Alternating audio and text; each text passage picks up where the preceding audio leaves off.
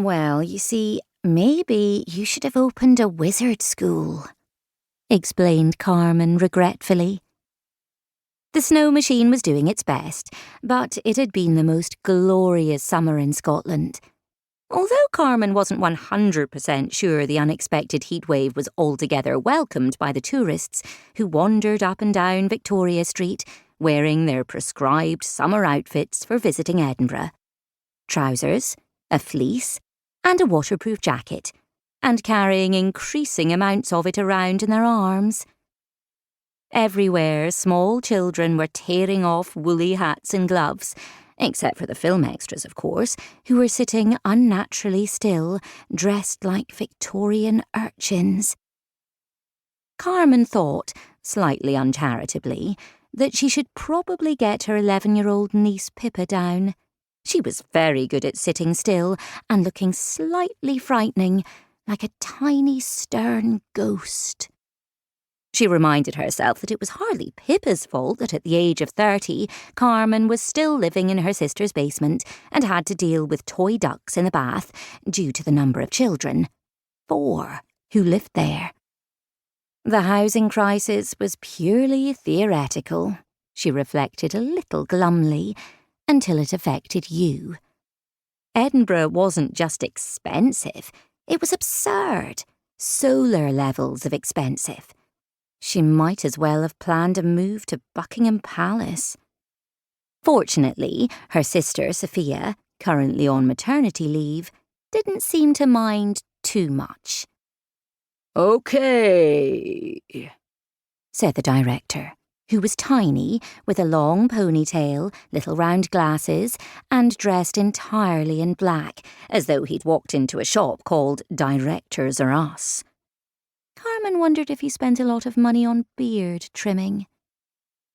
Instantly, the onlookers were shooed back from the barriers that were closing off the road, irritating those people who wanted their Instagram pics of the beautiful street that curled upwards with its gorgeous coloured shops, like Diagon Alley come to life, and exciting those who just wanted to see the slightly faded movie star who was playing the main part.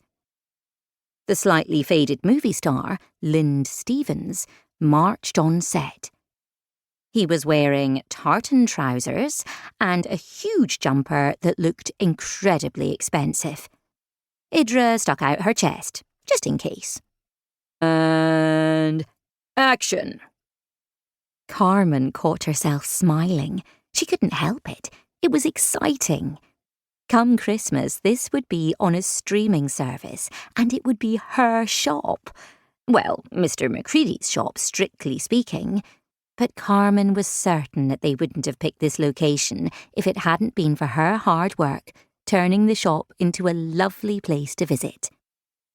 The little shop sat at the foot of the castle, in one of the prettiest areas in an already extraordinarily pretty city. This part of the old town curved up and around on 2 levels.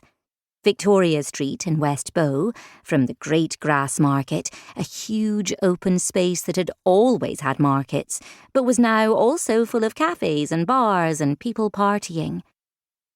The castle loomed above it, towering high and ominous, looking as surprised as anyone to be a huge medieval keep perched on top of a craggy, extinct volcano, right in the middle of a modern city. At night, locking up, Carmen would always glance up at the rows of small windows. She knew that there were still barracks there, working soldiers. Their role these days was often ceremonial, but they were soldiers still.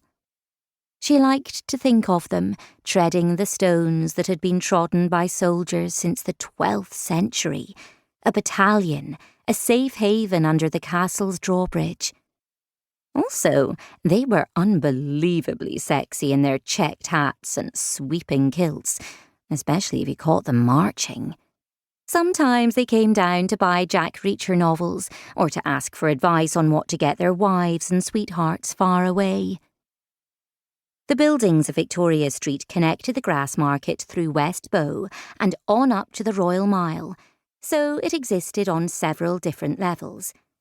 It wasn't always straightforward.